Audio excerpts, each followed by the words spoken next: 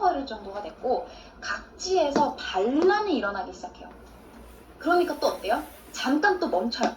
아이씨, 우리가 반란이 일어났는데 너네도 반란이 일어났고 우리도 물자가 부족한데 너네도 물자가 부족하니까 우리 또 잠깐 쉬자. 또 잠깐 쉬어요. 그리고 또 1415년에 또 싸우기 시작합니다. 근데 요 당시에는 영국은 헨리 5세고요. 프랑스는 이 아르마냐파와 부르고뉴파가 나뉘어서 싸우고 있는데 헨리 5세가 부르고뉴파랑 손을 잡아버립니다. 그러니까 양상이 영국 대 프랑스가 돼버린 게 아니라 영국 플러스 부르고뉴파, 프랑스의 반토막난 아르마냐파 이렇게 돼버린 거예요.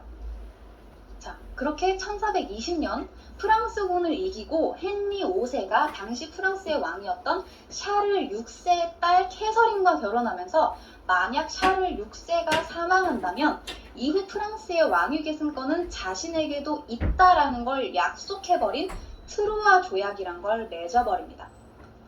그리고 프랑스 왕위를 물려받을 수 있는 권리를 얻게 되죠.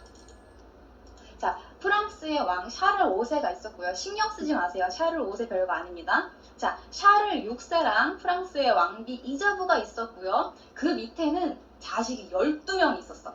12명 다 알 필요 없어요. 그냥 뭐 여기 딸 있다가 마지막에 샤를만 기억하면 됩니다. 자, 그리고 여기 샤를 6세의 딸이었던 카트린과 헨리 5세가 결혼해서 헨리 6세를 낳았어요. 그래서 장인어른과 사위 사이에 프랑스의 왕을 두고 조약을 맺어버린 겁니다. 그러니까 나도 이제 너네 집안 사람이니까 나도 프랑스 왕 할 수 있게 해줘 라고 해버린 거예요. 자, 이 당시에는 샤를 6세가 통치를 하고 있었는데 이 샤를 6세는 미친왕으로 유명했어요. 12살에 프랑스 왕위에 올랐던 샤를 6세는 어렸을 때부터 아주 친절하고 사교적인 성격으로 친애 왕이라고 불렸습니다.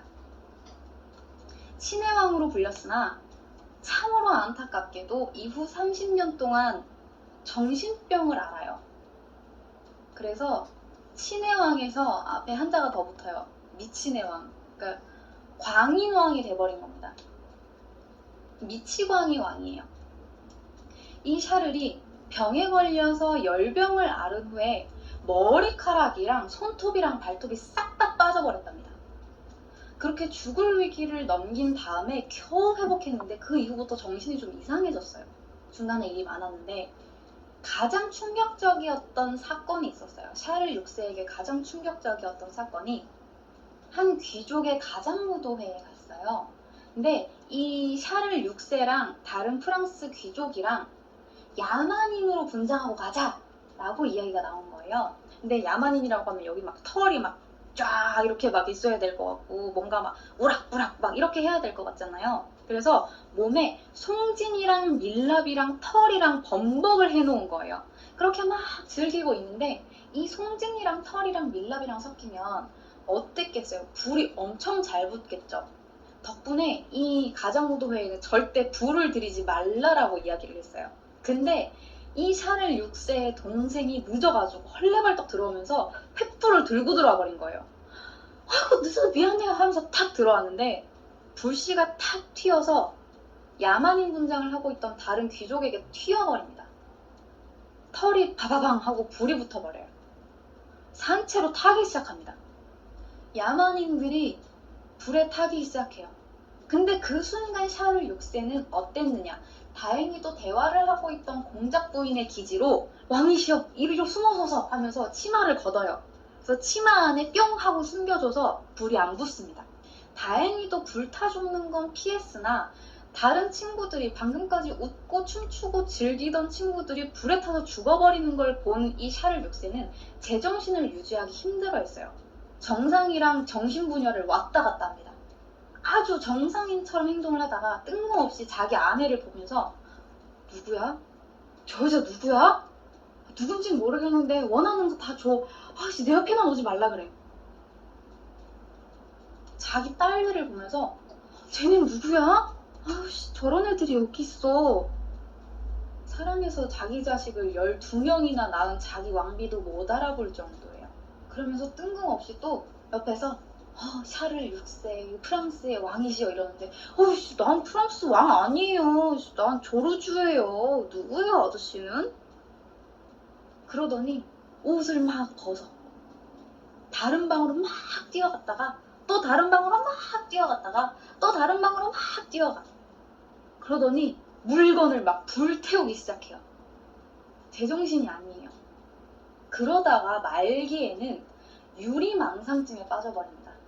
유리망상증에 걸리면 자기 몸이 유리로 되어 있다고 믿게 돼요. 그래서 유리가 턱 부딪히면 어떻게 돼요? 와장창 깨지겠죠. 어디엔가 부딪히면 자기가 산산조각이 날 거라고 믿었어요. 그래서 주위 사람들은 아예 가까이 오지도 못하게 했고 옷 안에 철심을 대서 조심조심 움직입니다. 근데 이 샤를 6세가 아예 정신을 놔버렸으면 본인도 편했겠지. 근데 중요한 건 이 샤를 6세가 제정신과 제정신이 아닌 상태가 왔다 갔다 했다는 거예요. 종종 제정신으로 돌아올 때마다 오늘도 이불을 못 덮고 자겠구나 이러는 거야. 너무나 수치스럽고 너무나 괴로워해서 누군가가 일부러 자신을 이렇게 병들게 만드는 거면 차라리 자기를 죽여라 라면서 소리를 지를 정도였어요. 그리고 2년 뒤 헨리 5세와 미친왕 샤를 6세가 세상을 떠납니다. 그리고 다음에 영국 왕이 된 헨리 6세. 이제 헨리 6세랑 샤를 7세랑 붙을 타이밍이에요. 다음 매치가 땡땡땡 종이 울렸어요. 근데 굉장히 특이하게도 이번에는 영국의 왕이었던 헨리 6세가 정신병에 걸려버립니다. 다음 영국 왕이 된 헨리 6세는 딱 생후 9개월 만에 영국의 왕이 됩니다. 자, 그럼 지금까지 한번 정리를 해볼게요. 필리프 6세, 에드워드 3세. 자, 둘이 빠밤하고 붙어서 100년 전쟁을 시작을 했고 영국이 주로 이기는 형국이 됩니다. 그런데 중간에 흑사병과 반란으로 인해서 전쟁은 단속적으로 계속되었고 다음으로 넘어가서 헨리 5세와 미친왕 샤를 6세가 둘이 붙어요. 근데 여기에서 장인어른과 사위가 됩니다. 그렇게 사위가 된 이 헨리 5세는 샤를 6세가 죽으면 이후에 우리에게도 프랑스 왕의 계승권이 있다라는 트로아 조약을 맺었어요. 자, 그러면서 다음으로 넘어가요. 이제 헨리 6세, 샤를 7세가 붙을 타이밍입니다. 자기 아들도 거의 못 본 채로 헨리 5세가 먼저 죽어버렸고 헨리 6세가 생후 9개월 만에 왕이 되었고요. 그 다음에 샤를 6세가 사망을 하고 그 다음에 왕위 계승권을 이제 이 샤를 7세가 받아야 되는데 아직 그게 결정이 안 된 때예요. 자, 헨리 6세가 왕이 됐어. 자, 그럼 이제 우리도 프랑스 먹을 수 있어. 자, 이제 프랑스 왕위 계승권을 주장을 해보자. 트루아 조약 가져와. 이렇게 했는데 우리 프랑스를 순순히 넘겨줄 수 없다. 우리 샤를 6세의 아들이었던 11번째 아들이긴 하지만 아들이었던 샤를이 아직 남아있다 라고 한 겁니다. 근데 당시에 샤를은 상당히 불안한 상태였어요. 아버지 어때요? 미친 왕이었죠. 어머니인 이자보 왕비는 시동생이었던 오를레앙 공작이랑 관계를 맺고 이 샤를을 낳았다라는 의심을 받고 있는 상태였어요. 출생에 대해서 말이 많았어. 그러다 보니까 일부 프랑스 귀족들까지 이 샤를을 왕으로 인정하려고 들지 않습니다. 거기에다가 프랑스의 왕이 되려면 반드시 랭스 대성당이라는 곳에 가서 교황 앞에서 대관식을 치르고 축성식을 치러야만 프랑스의 왕이 될 수 있었는데 이 당시에 샤를이 랭스 지방으로 이동을 해서 그 성당을 가야 되는데 오를레앙 지역에 발이 묶여 있었어요. 꼼짝도 못하는 상황입니다. 자, 이대로 영국군에게 포위가 되어 대관식에 가지 못하면 꼼짝없이 헨리 6세가 프랑스 왕을 먹을 판이에요. 절체절명의 순간 뜬금없이 한 소녀가 빠밤하고 나타납니다. 그 소녀의 이름이 바로 잔다르크입니다. 아유, 오늘 주인공이 드디어 나왔습니다. 잔다르크는 1412년에 태어났을 것으로 추정이 됩니다. 프랑스 동레미라는 지역의 작은 마을에서 소장농을 하던 아버지에게서 태어난 딸이었어요. 동레미라는 지역은 신성 로마 제국이랑 프랑스의 접경 지역에 있었고, 백년 전쟁 때는 영국 편이었던 부르고뉴 공국과도 경계에 있었어요. 그러니까 분쟁 시기에는 여기 붙었다가 저기 붙었다가 막 프랑스에 있었다가 막 영국 편이었던 부르고뉴 막 옆에 있고 막 난리가 난 거예요. 이 지역이 아주 혼란스러운 지역이었습니다. 어렸을 때부터 이 로마 제국과 인접해 있어서 그랬는지는 모르겠는데, 어렸을 때부터 아주 신앙심이 강했어요, 이 잔다르크가. 근데 시골에 아주 평범한 소녀로 자랐던 이 잔다르크는 어렸을 때 그냥 부모님을 도와서 농사일을 했어요. 아버지가 소장농이니까요. 소장농이라는 말도 있고 지주라는 말도 있는데, 지주라고 해도 정말 검소하게 살았기 때문에 크게 돈을 벌거나 풍족한 생활을 하거나 하진 않았을 거예요. 부모 일을 도와서 농사 일을 했고, 바느질도 하고 요리도 하면서 그냥 그 나이대의 어린아이들이 자라듯이 자랐어요. 다른 농부들과 다를 바 없이 중요한 건 문맹이었습니다. 그런데 이 잔다르크가 특이한 게 13살쯤부터 대천사 미카엘, 성 카테리나, 성 마르가타 막 이런 천사들의 모습을 보면서 하느님의 음성을 듣기 시작합니다. 하느님이 갑자기 빰 하더니 프랑스를 구하라 이러는 거예요. 그래서 어렸을 때는 당황해서 뭐요 하면서 끝냈지만 이 소리가 계속됩니다. 16살까지 이 소리가 계속돼요. 16살까지 하느님이 맨날 3년 내내 프랑스를 구하라, 프랑스를 구하라 계속 그런 거예요. 그러니까 약간 이제 노예로제가 왔나 봐요. 이제 하느님의 음성에 부름을 답할 때가 왔다. 딱 시작하자마자 왕세자에게 충성하고 있던 사령관한테 찾아가 버립니다. 농부 딸이 사령관한테 찾아가서 저 샤를 왕자님 좀 만나게 해주세요. 넌 누구? 저는 자크다르크의 딸 잔다르크입니다. 샤를 왕자님 좀 뵙게 해주세요. 아니 뜬금없이 여자애가 와가지고 아련을 요청합니다. 그러면 왕세자가 탁 나타나. 왔니? 이렇게 할 리가 없잖아. 사람들은 이 잔다르크를 마녀라고 생각해서 사제를 보내서 야, 저 여자 마녀면 엑소시즘 하고 와 이렇게 했는데, 잔다르크가 오히려 어머 사제님 앉으세요. 자, 사제님, 제가 고해성사를 하겠습니다. 저는 13살 때부터 하느님의 음성을 들었고 프랑스를 구하라는 음성을 받고 제가 이제 왕세자를 구하러 왔습니다. 제가 프랑스를 구할 것입니다 하면서 뜬금없이 결백을 주장하면서 고해성사를 하기 시작했어요. 엑소시즘 하러 왔는데 고해성사를 받아버렸어. 지속적으로 계속되는 이 잔다르크의 요청에 영주는 결국 샤르한테 연락을 해버립니다. 왕자님, 이 이상한 여자애가 있는데 좀 마녀 같은 건 아닌 것 같고 왕세자님을 꼭 뵙고 싶다고 합니다. 본인 말로는 하느님의 부름을 받았다고 하는데 한번 만나보시는 게 좋을 것 같습니다 라고 이야기를 해요. 그렇게 왕세자가 있는 샤를이 있는 시농이라는 지역으로 보내줍니다. 자, 그래서 시농이라는 지역으로 또 넘어가야 돼요. 근데 여기가 400km가 넘어요. 지나가는 길이 영국군이랑 부르고뉴파가 점령한 지역이라서 공격받을 수도 있었어요. 하지만 이 잔다르크는 너무나 신기하게 사뿐히 그냥 샤를이 있는 지역까지 뿅 하고 도착해버립니다. 자, 그렇게 도착했어.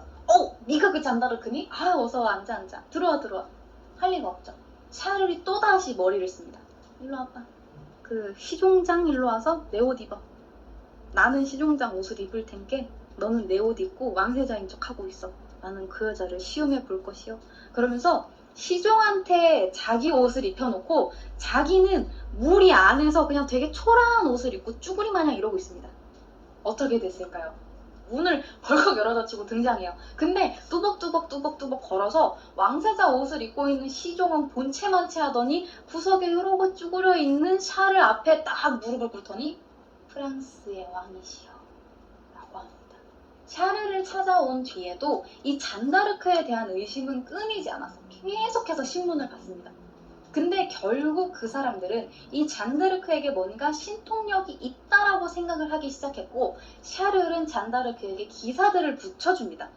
그래? 네가 그렇게 싸움을 잘해? 너 한번 싸워보고 와. 자, 어떻게 됐을까요? 이후에 그녀에게는 거짓말 같은 일들이 계속해서 일어납니다. 출발 전에 이 잔다르크는 농부의 딸이었기 때문에 무기도 없었는데, 갑자기 제가 천사들에게서 계시를 받았는데 한 교회의 제단 밑을 파보면 검이 하나 있을 거예요 라고 합니다. 그래서 막 파보니까 진짜로 검이 있는 거야. 근데 이 새카만 검이, 엄청 녹슬어 있던 검이 잔다르크가 한번 샥 닦으니까 새 것처럼 변했다는 거죠. 그리고 잔다르크가 이 검을 사용을 합니다. 자, 곧바로 기사들을 이끌고 영국군이 점령을 하고 있던 오를레앙으로 그냥 가버리는데, 오를레앙으로 가려고 하면 큰 강을 건너야 돼요. 그 강을 어떻게 건너요? 배 타고 가야 되겠죠. 근데 그 배가 마침 완전 반대 방향으로 바람이 불어버리는 거예요. 이렇게 건너가야 되는데 바람이 이렇게 부는 거예요. 주위에 기사들이 이렇게 막 걱정을 하고 있으니까 갑자기 잔다르크가 딴 등장을 하더니, 하느님, 오늘만 저의 기도를 들어주세요. 바람의 방향을 바꿔주세요. 이러니까 바람의 방향이 부응 하면서 바뀌었다는 겁니다. 이런 기적적인 일들을 펼치면서 자기를 지휘하는 이 잔다르크에 대한 엄청난 믿음과 함께 기사들의 사기가 막 미친 듯이 올라가기 시작해. 막 잔다르크, 막 우유 빛깔 잔다르크, 막 이렇게 하기 시작하는 거야. 그래서 차례로 막 영국군을 막 무찌르기 시작해요. 한 번도 영국군을 이겨본 적이 없는데 잔다르크가 빰 하고 나타나니까 막 미친 듯이 이기는 거예요. 프랑스가 수세에 몰려서 빼앗기기 직전이었던 그 오를레앙을 아예 그냥 한 방에 해결해 버립니다. 연이은 전투에서도 수적 열세에도 불구하고 적군 수장을 그냥 막 포로로 잡아버려요. 그렇게 이 잔다르크는 영국과 부르고뉴의 협공을 받기 아주 좋은 지역으로 진격을 합니다. 근데 여기에 오를레앙이 있었고요. 여기에 잔다르크가 있었고요. 바로 옆에는 파리가 있었어요. 그러니까 파리로 바로 진격을 해버리면 프랑스를 먹을 수가 있는 거예요. 근데 이상하게도 잔다르크는 여기도 영국군, 여기도 부르고뉴군 막 난리가 났는데 이쪽으로 오해를 해서 가기 시작합니다. 기사들은 당연히 반발했죠. 아니, 여기 영국군들이랑 부르고뉴군들이 장난 아니게 포진해 있는데 여기 잘못 가다가 한 번이라도 걸리면 우리 막 연락 오고 막 옆에서 지원군 오고 그럼 우리 다 죽는 거야 그냥, 이라고 했는데 잔다르크는 들은 채도 안 해요. 우리가 가면 그곳엔 아무도 없을 것입니다 라고 한 거예요. 그래서 진짜로 잔다르크 한마디만 믿고 그냥 그 진지를 뚫기 시작하는데 거짓말처럼 영국군들이 하나도 없는 거야. 너무나 신기한데 이게 어떻게 된 거냐 하면, 사실 바로 옆에 파리가 있었잖아요. 그래서 영국군이랑 부르고뉴 군들은 전부 다 파리에 포진해 있었던 거예요. 그러다 보니까 주위에 군인들이 없었던 거죠. 잔다르크는 이걸 예상했을지는 모르겠지만 아무튼 옆으로 돌아서 랭스라는 지역을 쳐버립니다. 그러면서 자연스럽게 영국과 부르고뉴군의 연결을 차단시켜버렸어요. 중간 지점이 딱 랭스였거든요. 그렇게 연이은 5번의 전투에서 계속해서 승리합니다. 잔다르크 덕분에 이 샤를은 대관식을 무사히 치를 수 있었고 샤를 7세로 즉위합니다.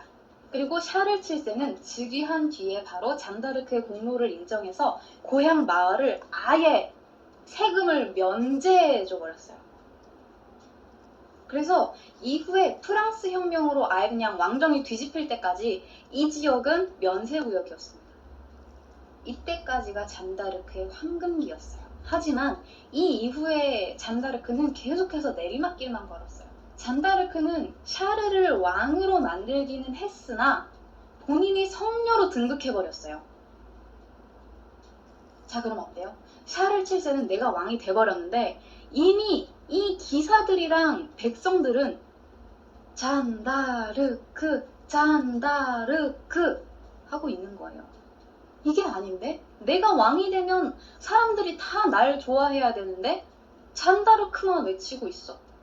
이건 아니잖아. 점점 잔다르크를 눈엣 가시처럼 생각을 하고 잔다르크가 왕실을 위협할 수 있는 존재라고 생각을 하기 시작했어요. 샤를이랑 그 측근은 내심 잔다르크를 불편해했고 결국 그러면 우리가 몇 주만 기다려주면은 우리가 파리 너네한테 주고 우리가 항복을 할게. 라는 부르고뉴파들의 낚시에 보기 좋게 걸려버립니다. 아주 그냥 대열을 딱 하고 낚아버렸어요. 결과적으로 영국군과 부르고뉴파의 원군이 파리에 들어올 수 있는 시간적 여유를 벌어줘 버린 겁니다. 이 샤를 7세가. 근데 잔다르크는 이걸 알아챘죠. 샤르를 설득하기 시작합니다. 그러면서 파리 주변 지역을 다시 탈환하기 시작해요. 영국군들을 와 하고 물리친 다음에 당연히 프랑스군이었던 잔다르크를 짠 하고 등장하면 프랑스 시민들이 와 잔다르크 하면서 성문을 팍 열어줄 거라고 생각했는데 이게 웬걸? 파리 시민들이 마녀다 마녀 왔어 마녀 죽여버려야 돼 하면서 오히려 파리에서 영국군들이랑 부르고뉴파들이랑 아예 그냥 합류를 해버립니다. 잔다르크의 파리 입성을 거부해버렸어요. 결국 잔다르크는 허벅지에 화살을 맞으면서도 지위를 멈추지 않았으나 장기화됐으면 당연히 파리니까 공성전 하면 이거 이길 수도 있거든요. 근데 전투를 단 이틀 만에 그냥 져버립니다. 왜? 왕실에서 물자를 더 이상 지원하지 않았거든요. 부르고뉴인이 쓴 저널에 따르면 당시 파리 시민들은 잔다르크가 군대를 이끌고 파리에 진격한다는 소식을 듣자마자 교회로 달려가서 기도를 하기 시작했대요. 저 마녀를 무찔러 주소서. 혹은 집으로 들어가서 문을 닫고 숨거나 아니면 무기를 준비하기로 했대요. 잔다르크랑 맞설 준비를 하고 있었던 거예요. 이후 잔다르크는 또다시 라샤리테라는 전투에 나갔는데 또다시 물자 부족으로 패배합니다. 계속해서 이렇다 할 승리를 거두지 못해요. 자, 그러다 보니까 프랑스 내에서도 점점 아니 이기지도 못하는데 저게 성녀가 맞아? 성녀 맞아? 아니 전에는 잘 이기더니 이번에는 왜 못 이기냐? 쟤 왜 저러냐? 라는 이야기를 하면서 성녀라는 이야기에 의문을 품기 시작합니다. 그리고 결국 샤를 7세는 잔다르크의 뜻을 꺾고 영국과 부르고뉴와 휴전을 시작했어요. 그러면서 당연히 잔다르크에게 귀족 자기를 주긴 했는데 뭐 땅도 없고 재산도 별로 안 주고 그냥 명예직이었어. 어떻게 보면 샤를이 너무 쪼잔하네요. 어떻게 샤를이 그럴 수가 있어요. 자기를 왕으로 만들어준 잔다르크한테 라고 할 수 있는데 샤를 입장에서는 그럴 수도 있었을 것 같아요. 왜냐하면 원래는 프랑스의 왕이 되려면 교회에 가서 교황의 승인을 받고 그 다음에 대관식을 하고 왕이 되어야 되는데 샤를은 뜬금없이 나타난 잔다르크가 멱살을 잡고 앉힌 다음에 내가 하나님 음성 들었어. 너 이제부터 왕이야. 해버린 거예요. 이렇게 하니까 불편한 거죠. 거기다가 샤를 7세는 전쟁을 원하지 않았어요. 평화롭게 끝내기를 원했는데 잔다르크는 계속해서 전쟁을 치렀기 때문에 그걸 불편해했단 말이죠. 그렇게 해서 1430년 5월 휴전을 한 사이에 부르고뉴파가 또다시 힘을 키워서 다시 또 쳐나가기 시작합니다. 침입을 시작해요. 근데 잔다르크는 이렇게나 왕실에 배신을 당했으면서 또다시 부르고뉴파가 침입한다는 소식을 듣고 그 소수 병력만을 이끌고 또다시 부르고뉴파를 기습을 합니다. 근데 이때 한 병사가 쏜 활에 맞아서 옷을 잡혀서 그대로 낙마한 뒤에 포로가 되어버립니다.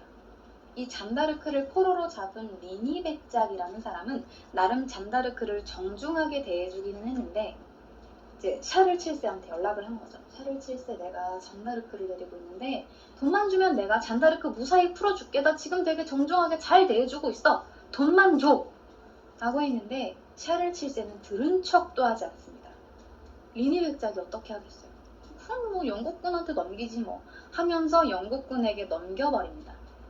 그렇게 영국군 파리로 호송된 잔다르크는 파리에서 이단 신문관들에게 넘겨져서 이단 재판을 받게 됩니다. 흔히 잔다르크가 마녀 재판을 받았다고는 하는데 사실은 진짜 이단 재판을 받은 거예요. 이 이단 신문을 위해서 70명에 달하는 이단 전문 신문단이 만들어졌어요. 잔다르크 한 명을 조지기 위해서. 근데 잔다르크의 혐의를 입증하거나 자백을 받아내는데 완전히 실패합니다. 주교랑 신학 전문가 70명이 달려들었는데 문맹에 뭐 일자 무식인 이 시골 소녀를 말빨로 이기지를 못해. 첫 재판이 공개 재판이었어요. 당연히 이단 신문단들은 공개 재판해가지고 사람들이 우르르 있는데 너 이단이지 하면 예 제가 이단입니다 하면 막 사람들이 우와 이단이다 죽여라 이렇게 할 거라고 생각했는데 막 잔다르크가 말빨로 이겨버린 거야. 그러니까 두 번째 재판부터는 비공개 재판으로 해버립니다.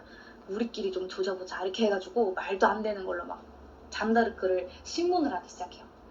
잔다르크에게 어떤 질문을 했냐면 검과 깃발 중에 어떤 게 좋냐 라고 물어요. 여기에서 또다시 이제 시험에 들기 시작합니다. 칼을 좋아한다고 하면 사람들을 죽이는 막 살인을 하면 당연히 하나님의 가르침에 어긋나는 거 아닙니까? 그렇다고 해서 또 깃발을 들었다고 하면 너 정치범 너 이거 이렇게 하게 되는 거예요. 근데 잔다르크 뭐라고 했을까요? 저는 사람을 죽이기 싫어서 깃발을 들었을 뿐입니다. 안 넘어오네? 오이씨. 그러면 너 전쟁 나갔잖아. 너 사람 죽였어 안 죽였어? 이렇게 했는데 전 한 명도 죽인 적이 없습니다. 어이씨. 이게 아닌데? 자 그러면 다음 질문. 네가 하나님의 은총을 받고 있느냐?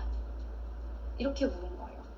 자 여기서 만약에 제가 은총을 받았습니다 라고 하면 너까짓게 감히 하나님의 은총을 어떻게 받아? 너 이거 이단? 너 거짓말? 이라고 하면서 몰아갔을 거고 반대로 아닙니다. 저는 하나님의 은총을 받지 않았습니다 라고 하면 너 이 저주받은 마녀 하나님의 은총도 못 받았어? 너 당장 화형 이렇게 되는 거예요. 함정을 파고 기다리고 있는데 잔다르크는 또다시 이렇게 이야기합니다.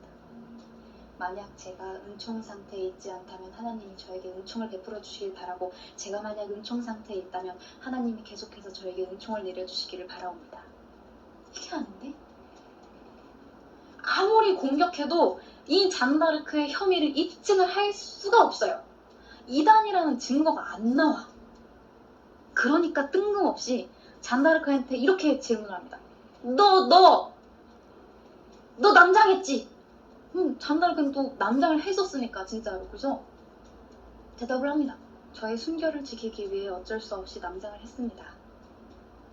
아니 그렇잖아. 순결을 잃으면 또 정치적으로 종교적으로 범죄고 아니 어쩔 수 없이 순결을 지키기 위해서 그렇다고는 했는데 그 당시에는 여자가 남장을 한다는 건 이단이에요.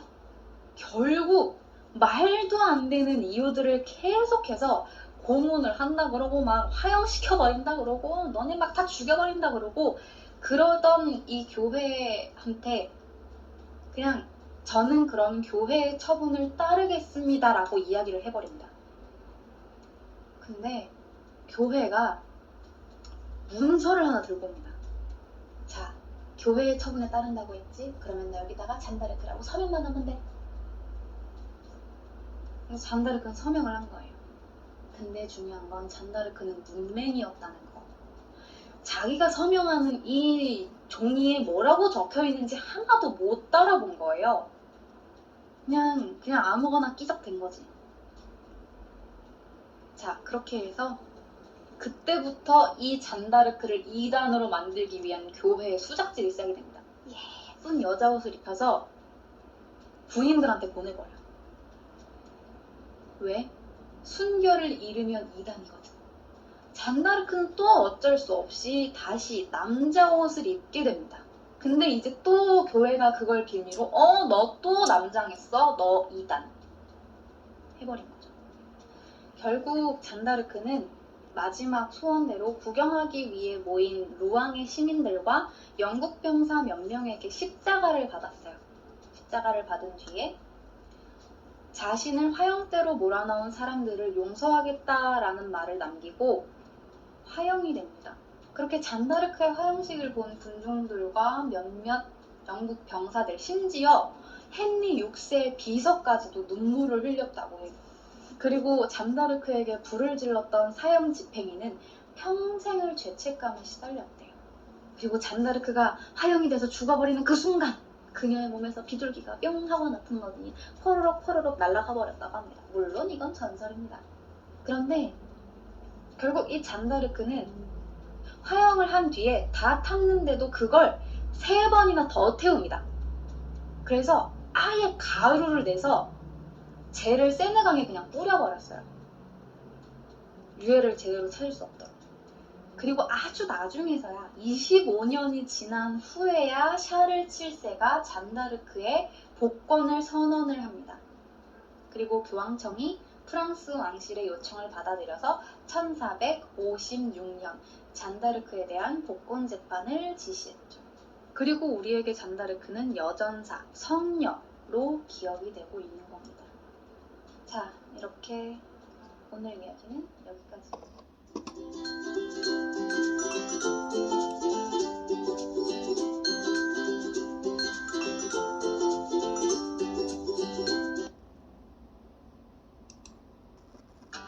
우리는 거리를 줄입니다. 지구의 모든 생명이 건강할 수 있게. 자, 오늘 콘텐츠 시작하겠습니다. 오늘은 문종에 대해서 이야기를 할 겁니다.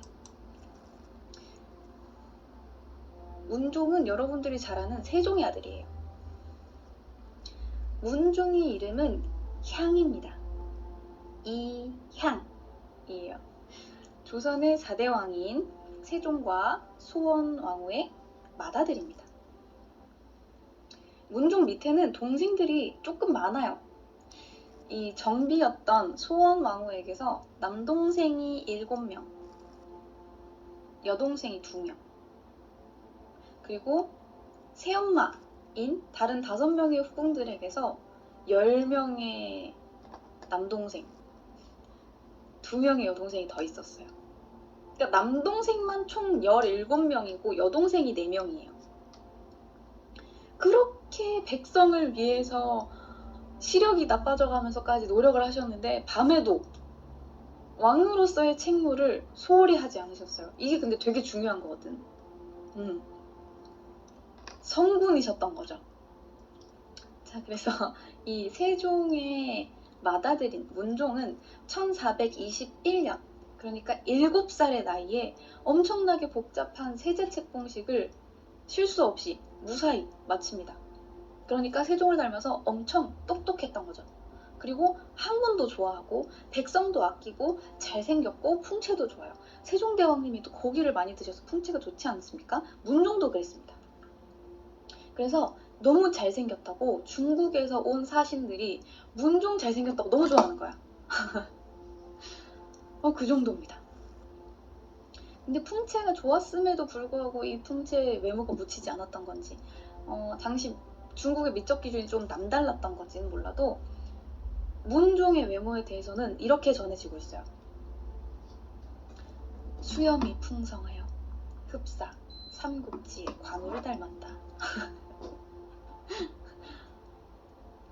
어느 정도였냐면 그 병자호란 이후에 불탄 궁에서 어진 하나가 발견됐어요. 왕의 초상화가 발견이 됐는데 누구 건지 모르는 상황에서 그 어진만은 문종이시다 이렇게 할 정도로, 누가 봐도 문종이야, 문종이시네 이렇게 할 정도로 수염이 아주 길고 풍채가 좋았다고 합니다. 그리고 엄청 똑똑했어요.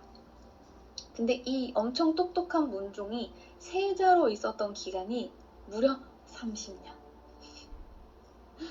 30년간 아빠 밑에서 열심히 갈고 닦은 거예요. 그러니까 되게 준비된 왕이었던 거죠.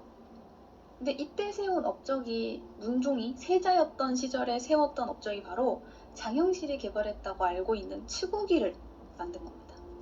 무려 유럽보다 200년이나 빨리 만들었어요. 그리고 문무 등용도 꽤나 고르게 해서 거의 탕평 수준으로 잘했다고 해요. 근데 이 문종이 이름에는 문자가 들어가요. 이 후에는 문자가 들어가는데 문보다는 사실 무종에 가깝습니다.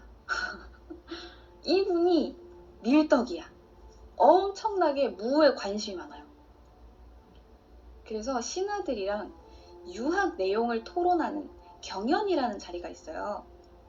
여기에서 막 공자활 맹자활 하면서 막 이 책은 어떻고 뭐 해석 어떻게 하고 막 이런 걸 이제 서로 토론을 하면서 얘기를 하는 거예요. 근데 이 자리에서 유학의 내용을 공부하는 이 자리에서 우리 병서를 공부해보자 이렇게 얘기할 정도였어요.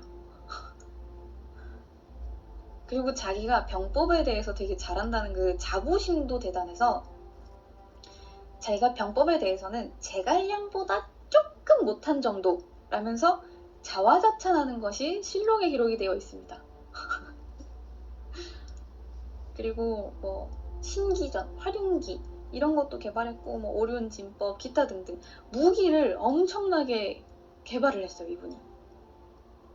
그래서 이렇게 막 열심히 개발도 하면서 문도 열심히 공부를 하시고 세종대왕이 승하하기 전 한 8년 동안 세종이 시력을 잃자 문종이 대리청정을 했어요. 1442년부터 1450년까지 세종이 승하할 때까지 8년 동안 세자로서 대리청정을 했고 때문에 세종 말년에 했던 업적들은 문종께 더 많아요.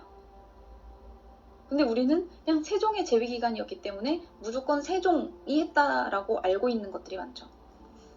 그리고 문종이 섭정을 하고 나중에 보위에 올라서는 이렇게 30년 동안 세자로서 열심히 갈고 닦았는데 왕으로 있었던 기간은 딱 2년밖에 안 돼요. 그리고 39의 나이로 사망합니다. 너무 어린 나이에 죽었어요. 근데 웃긴 건 세종은 세자 시절을 정말 제일 짧은 52일을 보냈어요. 세종이 역대급으로 짧은 세자 시절을 보냈는데 자기 아들은 30년 동안 세자를 시킨 거야. 자, 그리고 문종의 바로 아래에 남동생이 한 명 있었어요. 근데 이 남동생도 엄청 똑똑하고 운동을 잘하고 잘생겼대요. 이 남동생이 바로 진양대군입니다. 근데 이 진양대군이랑 문종이랑 사이가 너무 좋은 거야. 막 너무 아껴. 너무 좋아했는데 진양대군 역시 문종을 엄청 좋아했어요. 우리 형님 다 형님 덕입니다. 제가 형님 덕에 이렇게 살고 있습니다. 형님 너무 감사합니다. 이러면서 문종이 자기가 제갈량보다 조금 못하다라는 이야기를 했을 때 진양대군 옆에서 막 형님 어떻게 제갈량 따위가 형님과 비교가 되겠습니까? 형님이 짱입니다. 형님 정말 최고예요. 나 형님 너무 좋아. 이래. 막 지켜 세워주는 거야. 그리고 진양대군이 운동하다가 조금이라도 다치면 문종이 막 약이랑 의사랑 막 바리바리 보내는 거야. 둘이 막 아주 막 닭살 돋는 우애를 보여줍니다. 근데 나중에 왜 그랬을까? 자, 아무튼 진양대군 기억하세요. 어쨌든 이 문종이 왕이 되는데 왕이 되기 이전에 세자 시절에 세자 시절 30년이었으니까 30년 동안 아내가 없었겠습니까? 아내가 당연히 있었죠. 세자빈이 있었는데 이 문종이 아내 복이 없기로 정말 유명합니다. 1427년 그러니까 세종 9년일 때 이 문종이 14살의 나이로 결혼을 했어요. 신부는 문종보다 나이가 4살이 많은 18살 휘빈 김씨입니다. 태종의 후궁이었던 명빈의 조카였어요. 그러니까 왕실과 관련이 있던 여자였던 거예요. 근데 혼인한 이후에 문종은 2년 동안 아내를 가까이 하지 않아요. 뭐 정확한 이유는 잘 모르겠으나 휘빈 김씨의 외모가 박색이었다라는 이유? 근데 세자빈으로 들인 이유가 가문 때문이었던 게 너무 컸어요. 왕세자의 취향을 고려하지 않았던 거죠. 그리고 문종은 어렸을 때부터 공부를 너무너무 좋아했기 때문에 또 여자를 가까이 하지 않았을 수도 있습니다. 그리고 향이가 우리 문종이가 소원왕후의 시비였던 아이들을 좋아했다고 해요. 두 명이나 동시에. 물론 이건 뭐 썰입니다. 자, 어쨌든 이렇게 독수공방을 하던 휘빈 김씨는 외로움에 사무칩니다. 너무 외롭겠죠. 아니 결혼했는데 18살에 한창 때에 자기보다 4살 어린 왕이 자기를 맨날 봐주지도 않고 2년 동안 혼자 있는 거야, 밤에. 그러니까 외로움을 견디지 못한 이 휘빈 김씨가 향의 관심을 끌기 위해서 본인의 시녀의 건의를 받아들이게 되는데 압승술이라는 걸 쓰게 됐어요. 압승술이 뭐냐면, 그러니까 남자한테 사랑을 받기 위한 민간 주술이라고 생각하시면 돼요. 그래서 이 휘빈 김씨가 세자가 좋아하던 여인의 신을 가져다가 불에 태워서 가루를 만들어서 술에 타서 마시는 거야. 그래서 이 방법을 쓰면 여자는 사랑받게 되고 그 신의 주인은 남자에게서 좀 멀어진다는 뭐 그런 술법이 있었다고 해요. 근데 뭐 당연히 아무런 효과가 없었습니다.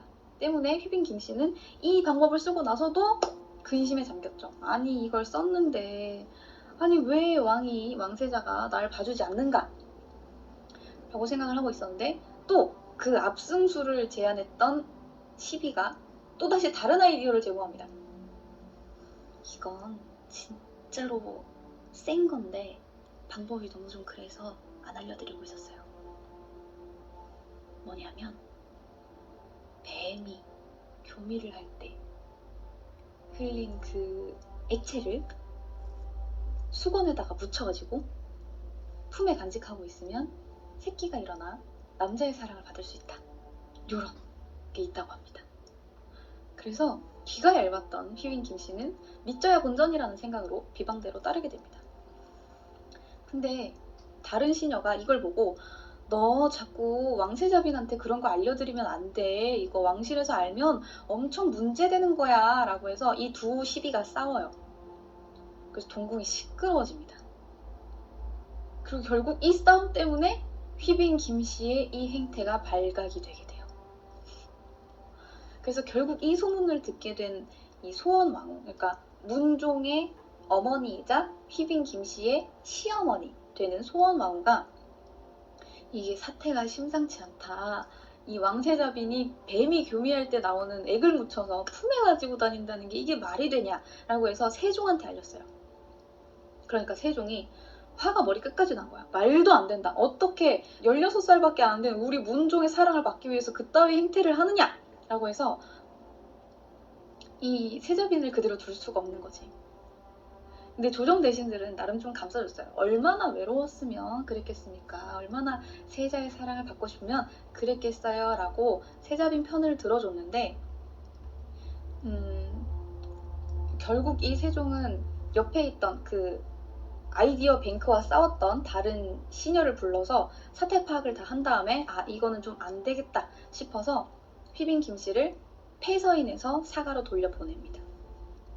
이게 1429년이었어요.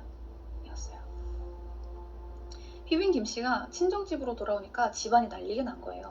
잘 키워서 세자빈 해놓으니까 지금 이상한 짓 해가지고 집으로 돌아왔잖아. 쫓겨난 거잖아. 소방 맞은 거잖아. 그래서 휘빈 김씨의 아버지였던 김오무는 당장 딸을 불러서 딸을 죽이고 자신도 자결했습니다. 가문의 수치라고 생각했던 거죠. 갑자기 막장이 돼버렸죠? 그리고 이 휘빈 김씨한테 막 이상한 거 알려줬던 이 충성스러운 시녀였던 호초는 똑같이 사형당하게 됩니다. 극단적이죠. 요때 향이의 나이가 16살입니다. 한창 감수성 풍부할 때, 중2병 걸렸을 때 4살 많은 아내가 쫓겨나서 집으로 가더니 죽었어. 충격이었겠죠. 이때 이 향이는 세자 시절에 뭔가 죄책감을 느끼고 이후에 맞는 세자빈과는 좀 잘 지내보리라 생각을 했던 것 같아요. 그런데 첫 번째 세자빈 간택 때 실패했던 세종은 두 번째 며느리를 엄청 정성 들여서 골랐어. 첫 번째 며느리가 집안은 좋은데 박색이었잖아. 이번에는 세자가 관심을 가질 만한, 집안은 좀 딸리더라도 엄청 외모가 예쁜 아가씨를 고르고자 합니다. 그렇게 책봉이 된 두 번째 아내는 순빈봉 씨예요. 1429년 10월 문종이랑 동갑이었던 세자빈 순비는 외모가 엄청 예뻤대요. 근데 너무 외모만 본 거야. 집안도 잘 안 보고 성격도 잘 안 봤어요. 근데 이 순빈봉 씨가 외모는 엄청 예쁜데 성격이 개차반인 거야. 그래서 이 너무 올바른 문종이랑 금슬이 좋지 않았다고 합니다. 처음 순빈을 들였을 때 세종은 그 전 같은 일이 생기지 않도록 순빈한테 연려전을 책을 선물을 해준 거예요. 넌 이것을 읽고 전과 같은 전철을 밟지 않도록 열심히 노력하여라 라고 했는데 순빈이 책을 몇 장 넘기더니 야 때려쳐 아이씨 이걸 내가 어떻게 해 근데 이거 배운 다음에 뭐 생활이나 하겠니? 뭐 다 하지 말래 아 나 이거 안 해 왕 명령인데 안 배워 안 해버려 거기에다가 순빈은 이거 너무 좋아하는 거야 술을 너무 좋아해서 자유분방하게 술을 마십니다. 아니 근데 원래 세자빈이 막 술 마시고 꼬장 부리고 다니면 안 되잖아요. 그래서 술을 마시지 말라라고 했는데 술을 못 마시게 하니까 술을 숨겨둔 거야. 항아리째 숨겨두고 그릇으로 이 대접으로 술을 퍼다가 대접으로 술을 마신 거예요. 이게 실록에 구체적으로 기록이 되어 있습니다. 그리고 술 마시고 시종을 불러가지고 날 좀 먹어봐 이래서 뜰에 막 엎혀다녀. 술 부족하면 신을 불러가지고 야 니네 집에 가가지고 술 좀 가져와라 이래서 술을 마셨어요. 그리고 또 좋은 음식 뭐 제가 좋아하는 음식 같은 거 얻으면 자기 혼자 숨겨두고 뭐 시종을 시키는 것도 아니야. 이거 좀 숨겨둬라 내가 뭐 명령하면 가져오나 이것도 아니야. 자기가 숨겨놓고 자기 혼자 먹고 아니 세자빈이 그지예요? 아 왜 이렇게 없어 보여요? 시키면 되잖아. 이것이 어찌 비닐을 할 수 있겠습니까? 그래서 너무 차분하고 조용하고 술 별로 안 좋아하던 문종한테는 너무 막 술 좋아하고 막 저돌적이고 적극적인 이 순빈이 좀 안 맞는 거야. 너무 버거운 거지. 저 세자빈 저 오늘은 술을 좀 안 마시는 게 좋을 것 같습니다 하면 이제 막 아 필요 없어 야 네가 뭐 나한테 술을 사줘봤어 뭐 먹을 걸 사줘봤어 네가 나한테 뭘 해줬어 막 이러면서 안 맞는 거야. 그래서 점점 자연스럽게 부부 사이가 멀어지게 됩니다. 멀어지면 어떻게 돼요? 후사가 없죠. 그러니까 세종이 점점 이게 좀 아닌 것 같거든. 자기가 뽑긴 했는데 너무 외모만 보고 뽑았나 싶거든. 그래서 또 다른 세 사람을 문종의 후궁으로 드립니다. 자기가 잘못해서 부부 사이가 멀어졌고 후사를 못 이었는데 세자가 이제 또 후궁을 드리니까 마음에 안 드는 거야. 후궁이 마음에 안 들어. 근데 특히나 후궁 중에 권승휘라는 이 권씨가 임신까지 했어. 더 열받는 거야. 아니 내가 외모가 딸려 뭐가 딸려. 아니 세자가 잘못한 거지 내가 잘못한 건가? 그래서 이 권씨가 임신을 하고 나서 세자빈 자리가 좀 그렇지 않습니까? 자기는 세자빈이고 일찍 들어왔는데 후사를 못 봐서 후궁을 들였는데 심지어 후궁이 바로 임신을 했어. 그러니까 좀 세자빈의 입장이 좀 안 좋잖아요. 그래서 세종이 이것을 보고 문종을 불러서 타이릅니다. 이제 뭐 권씨가 임신도 했고 너는 세자빈한테 좀 잘 좀 해봐라. 세자빈한테서 아들을 봐야 되지 않겠니? 라고 이제 타이른 거죠. 그래서 문종이 어쩔 수 없이 이 세자빈하고 이 순빈하고 좀 잘 지내보려고 했는데 어느 날 순빈이 갑자기 어머 죄송해요. 막 이러는 거야.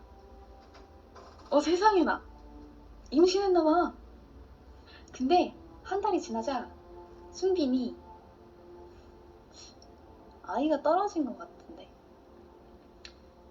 스스로 무언가 단단한 물건이 형체를 이루어 나왔는데 그것이 이불 속에 있다 라고 했대요. 그래서 궁녀가 이불을 살펴보니까 그 안에 아무것도 없었대요.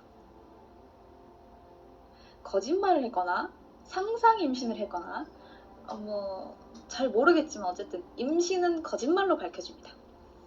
그래서 왕실에서 순빈에 대한 신뢰도가 이때 뚝뚝뚝 떨어지게 돼요. 하지만 이때까지만 해도 세종은 순빈을 아꼈습니다. 얼마나 아이가 갖고 싶으면 저런 거짓말을 했겠어. 아이가 불쌍하게도 라고 생각한 거죠. 근데 이 순빈이 이렇게 막 우리 시아버지가 나를 위해서 이렇게나 생각을 해주고 내가 거짓말을 했는데도 감싸주셨구나 하고 잘했으면 그쵸, 순빈이 아니죠. 순빈은 이후에 투기 때문에 궁인을 데려다 폭력을 행사합니다. 구타를 했어요. 직접. 그래서 그 궁인이 거의 죽기 직전까지 갔다고 합니다. 이런 게 계속되자 문종이 내가 순빈이 자꾸 투기를 부리고 질투심 때문에 사나워지고 이러니까 누구를 더 해칠지 모르겠다. 만약에 이대로 한나라의 왕후가 된다면 나중엔 이거보다 더 할 거다 라고 말하면서 고충을 토로했다고 해요. 되게 포악했던 거죠. 근데도 세종은 이때까지만 해도 순빈을 아꼈습니다. 다 감싸줬어요. 근데 이 세종이 못 견디는, 이 성품이 좋은 이 세종이 못 견디는 일이 하나 발생했으니 당시 궁궐에서는 궁녀 사이에 동성애가 암암리에 퍼져 있었던 거예요. 그래서 이 순빈도 궁궐의 트렌드에 맞게 소쌍이라는 여자 시녀를 옆에다 두고 사랑을 했던 거죠. 그래서 이 소쌍이를 잠자리에 불러들입니다. 근데 이게 아무리 숨긴다고 해도 퍼지지 않습니까? 궁궐에서는. 그래서 결국 이 소문이 파다하게 퍼졌어요. 세자빈이 동성애를 한다더라 라는 소문이 퍼지자 궁궐 안에서는 소쌍이만 보면 야, 빈이랑 같이 잤다며? 라고 물어볼 정도였다고 해요.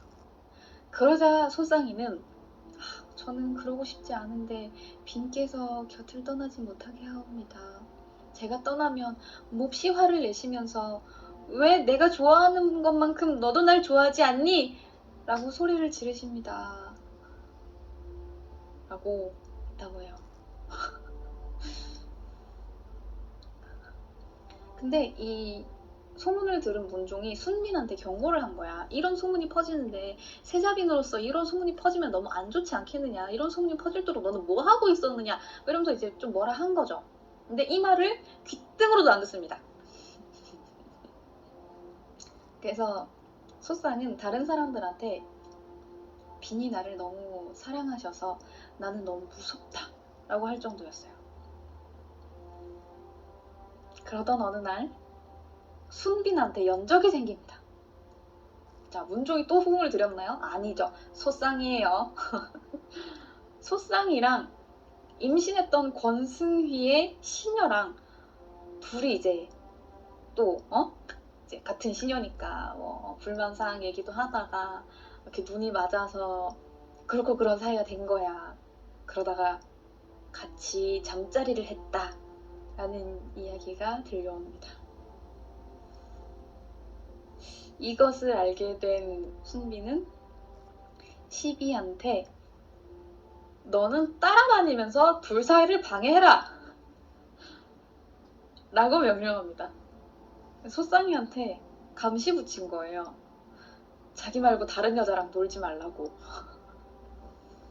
자, 근데 이 소문이 점점 퍼집니다. 이 걸레에 파다하게 퍼져요. 아니, 여자를 질투해서 다른 여자를 붙였다더라, 뭐 이런 소문이 퍼지니까 세종 귀에까지 들어가게 됩니다. 그래서 세종이 부인과 함께 소쌍이를 불러서 진상을 파악하게 됩니다. 그러자 소쌍은 지난해 동짓날 빈께서 저를 불러 내전으로 들어오게 하시었는데 다른 여종들은 모두 밖에 있고 저에게 같이 자기를 요구하므로 저는 이를 거절했으나 빈께서 윽박을 지르셔서 마지못하여 옷을 반쯤 벗고 병풍 속으로 들어갔더니 빈께서 저의 나머지 옷을 다 빼앗고 강제로 눕게 하여 서로 희롱하였사옵니다. 이 말을 들은 세종이 크게 분노합니다. 그래서 결국 두 번째 이 순빈도 안 되겠구나 싶어서 순빈도 폐서인됩니다. 세자빈이 된 지 7년 만이었어요. 그렇게 폐비인이 된 순빈 봉씨는 집으로 갔어요.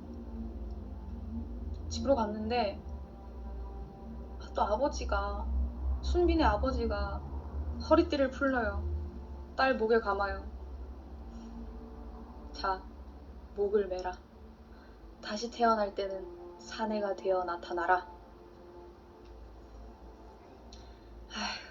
자, 어쨌든 순빈이 폐빈이 되고 나서 세종은 또다시 세자빈을 간택하려 합니다. 그런데 마땅한 처자가 없는 거예요. 아니 볼만하면 이제 성격도 봐야 되고 문종 취향 맞추려면 외모도 봐야 되고 세자빈이니까 집안도 봐야 되는데 집안, 성격, 외모 이게 다 되는 사람이 없는 거야. 그래서 뽑아뒀던 후궁들 중에서 고르기로 합니다. 이때 눈에 들어온 사람이 권승위였어요. 임신했다. 자, 그래서 이 권씨는 현덕왕후가 됩니다. 이 문종의 셋째 부인이죠. 현덕왕후는 1418년 부원군 권전의 딸로 태어났습니다. 스펙을 인정받은 거죠. 이미 하나 낳았으니까. 그래서 이 권승희는 문종이 좀 아꼈대요. 그래서 세종 15년에 권씨랑 이제 문종이랑 같이 이제 합방을 하고 나서 딸을 낳습니다. 첫 손녀를 낳은 거죠. 근데 이 아이가 하루를 넘기지 못하고 죽었어요. 그래서 세종이 몹시 서운했다라고 합니다. 자, 그런데 세종 18년 1436년에 바로 또다시 딸아이를 낳게 됩니다. 이 아이가 경희공주입니다. 그리고 바로 다음 해에 순빈이 쫓겨나게 되고 세자빈으로 추대가 되어서 세 번째 부인이 되는데, 사실 문종은 다른 후궁을 좀 더 아꼈지만 이제 왕실에서 아이를 낳은 권승희에게 기회를 주자라고 했던 거죠. 그리고 좀 더 품계가 높았기 때문에 권씨가 세자빈으로 책봉이 됐다고 해요. 근데 실록에 따르면 권씨가 겸손하고 공손하고 규범도 잘 따르고 마음가짐이 정성스러워 낮이나 밤이나 조심하여 여김이 없었다. 부모 모시기를 기뻐하며 항상 아랫사람 거느리기를 온화하고 화목하게 하니 사랑스러운 숙녀가 미쁘게도 좋은 짝이다. 이런 식으로 이제 기록이 됐다고 해요. 되게 성격이 좋았던 거죠. 그리고 이 권씨가 1441년 7월 23일 단종을 낳게 됩니다. 아들이죠.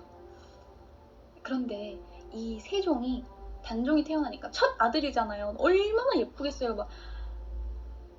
폐빈을 그렇게 시키고 나서 본 아들이잖아요. 얼마나 예쁘겠어요. 이 손자가 적장자인데. 그래서 이 세종이 엄청 좋아하면서 대사면령을 냅니다.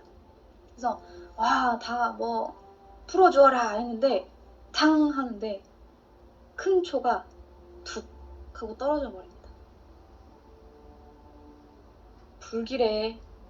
그래서 세종이 이 초를 즉시 치워라 라고 했는데 이것이 전조였던 것인지 건씨가 산고를 이기지 못하고 출산한 지 3일 만에 동궁전 자선당에서 24살의 나이로 사망합니다. 이후에 현덕빈으로 추증이 되었다가 나중에 남편 향이 문종이 되자 현덕왕후로 추존이 된 겁니다.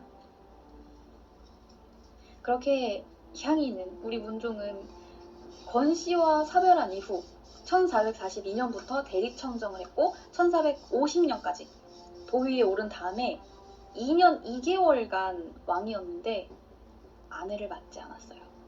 너무 상처가 컸나 봐요. 두 번 다시 아내를 들이지 않았어요.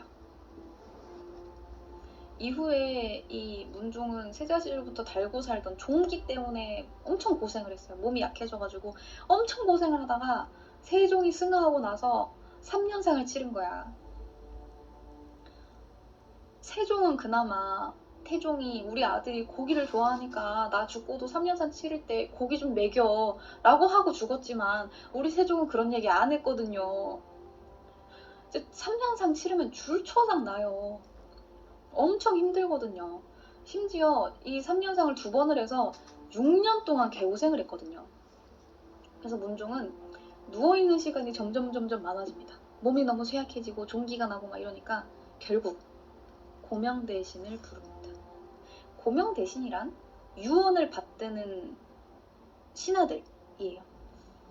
그래서 이 고명대신을 불러서 나는 더 이상 가망이 없는데 우리 아들이 겨우 12살이니 왕노릇을 제대로 할지 모르겠다.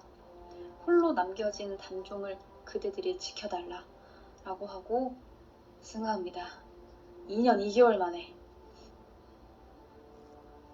보통은 왕이 먼저 죽으면 그 어머니가 왕후가 뭐 섭정 같은 걸 하거나 또 이제 다른 걸 하지 않습니까? 그 집안에서 지켜주거나 그런 게 있는데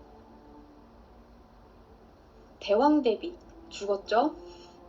대비 죽었죠? 세종 죽었죠? 엄마 없죠? 아무도 없어.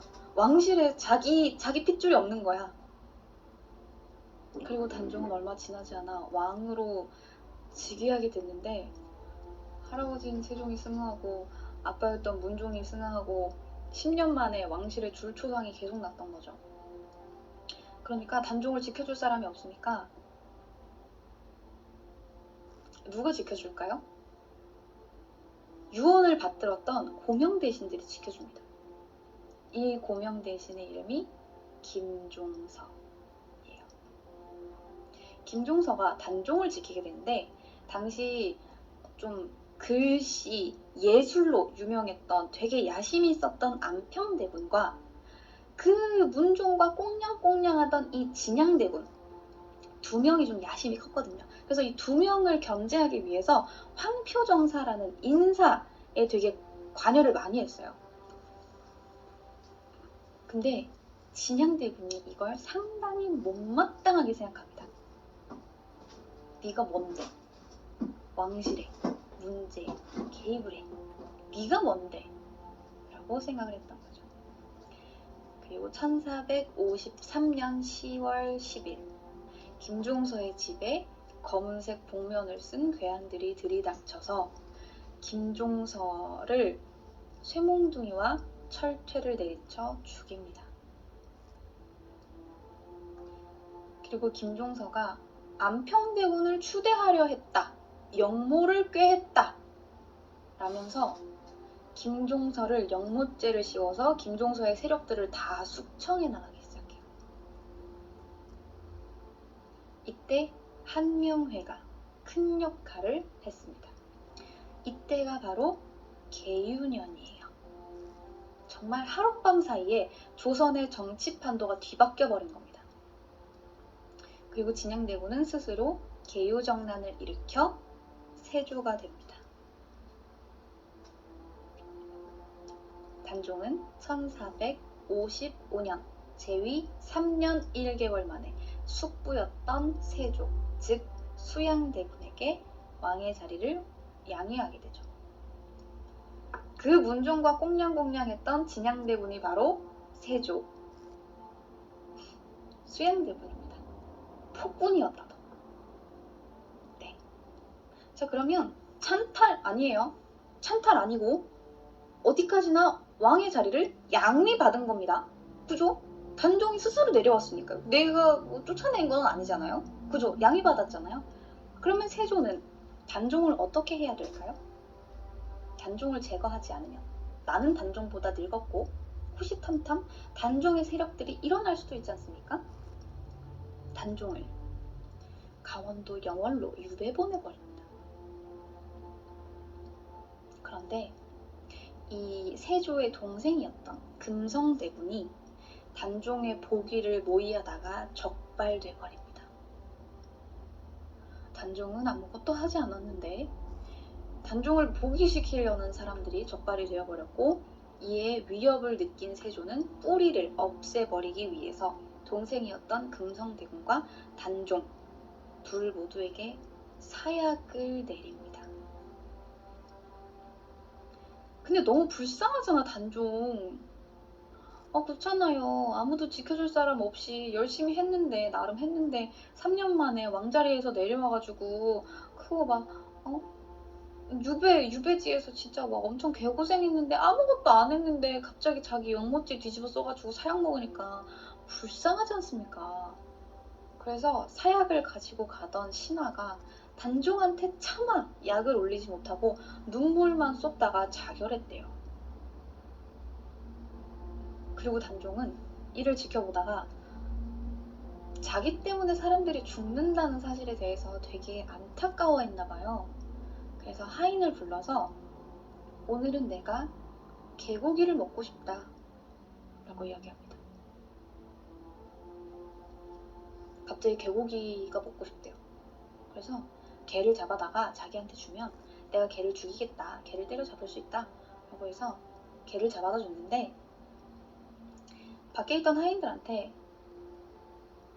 개를 좀 끌어올려라, 허공에다가 이제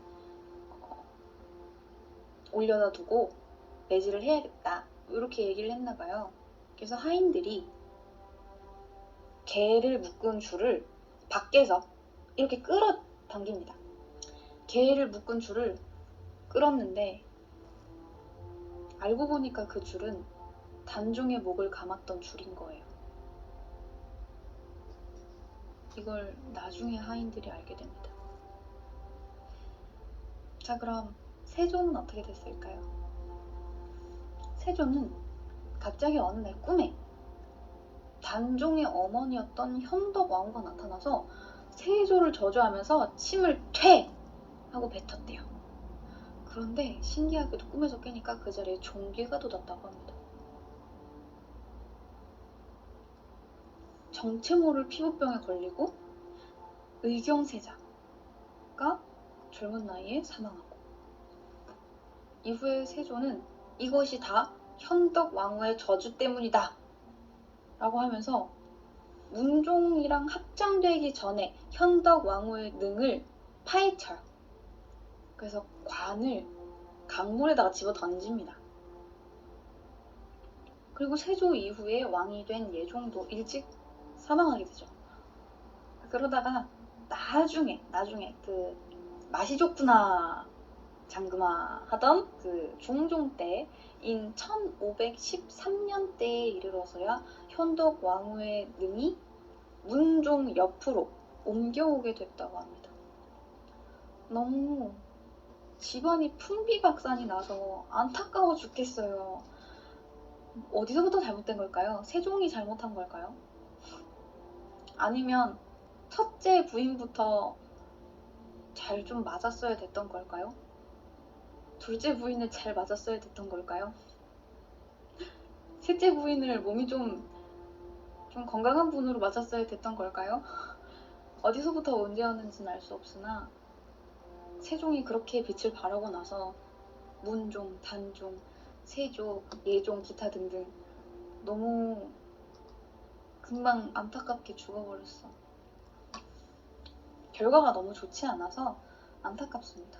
아무튼 이렇게 오늘 너무 부인복이 없었던 문종의 이야기 마무리하겠습니다.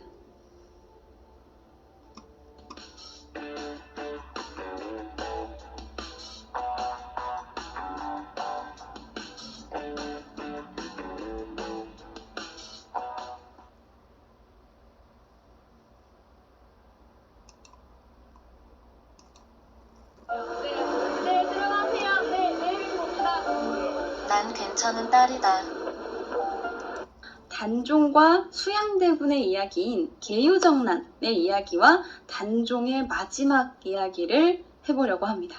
세종의 아들 문종이 재위 2년 만에 병사하고 곧 어린 세자였던 단종이 즉위하고 나서부터 시작됩니다. 여러분들 그 계유정난 하면은 잘 모르시는 분들이 계실 수도 있는데 그 이야기예요. 내가 왕이 될 쌍인가? 이거예요, 이거. 아시죠? 머릿속에 이 세조의 이미지를 딱 그 이정재 씨로 그리고 들으시면은 뭔가 이입이 잘 되실 것 같아요.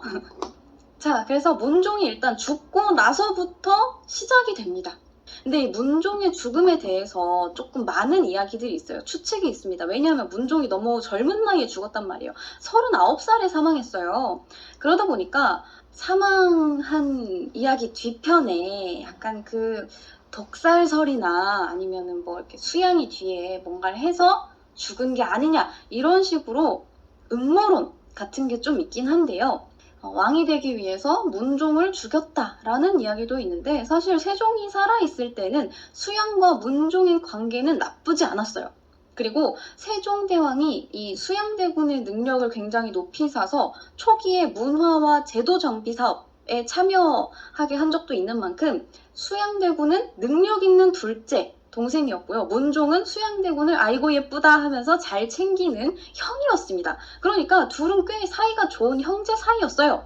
둘이 얼마나 우애가 좋았냐면 문종이 내 동생은 똑똑하고 글도 잘 써 그러면서 수양대군을 칭찬하기도 했고 이 수양대군이 우산에 맞아가지고 이마를 딱 다치니까 문종이 놀래서 약이랑 의사를 보내기도 했으며 수양대군이 새로운 진법을 연구를 하니까 문종이 막 이거를 칭찬을 했어. 와 아이고 이거 진짜 뭐 거의 뭐 제갈량이네 제갈량 막 이러면서 칭찬을 했는데 수양대군이 거기서 아유 이게 다 형님 덕분입니다 막 이러면서 둘이 되게 사이가 좋았다는 실록의 기록이 있어요. 그래서 문종이 굉장히 수양대군을 아꼈고 수양대군도 여기에 별 불만은 없어 보였습니다.